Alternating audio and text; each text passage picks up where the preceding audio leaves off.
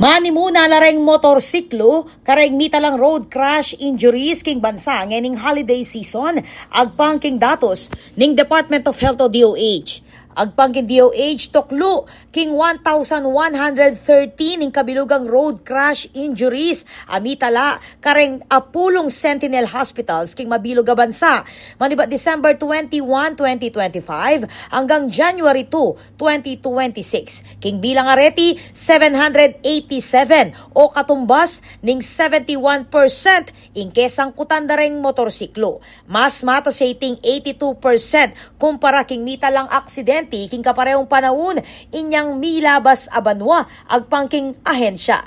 King kabilugang kaso 68 ing mituring nga bayong insidente maniba December 21. Pito naman ing kumpirmadong mete uli na ning road accidents ngening holidays. Kabilang lareng 5 biktima asangkot ning aksidente king motorsiklo at aduang pedestrian. Kaugnay na niti pasibayang migpaganaka ing DOH kareng motorcycle riders na mingat king pamagmaneho at siguradong makasulod reng dekalidad a helmet na anumang oras. Pepaganaka mo naman kareng motorista na iwasan ning magmanehong makainom, mapagal o kulang king tudtud banga iwasan ning disgrasya. Babala ning DOH malyaring marap king parusa ing ninumang lalabag o sasalangsang king Anti-Drunk and Drug Driving Act of 2013. Ako po, Patricia Mamangon para king News Force Pampanga. Balitang tutuking Balen, susuyo.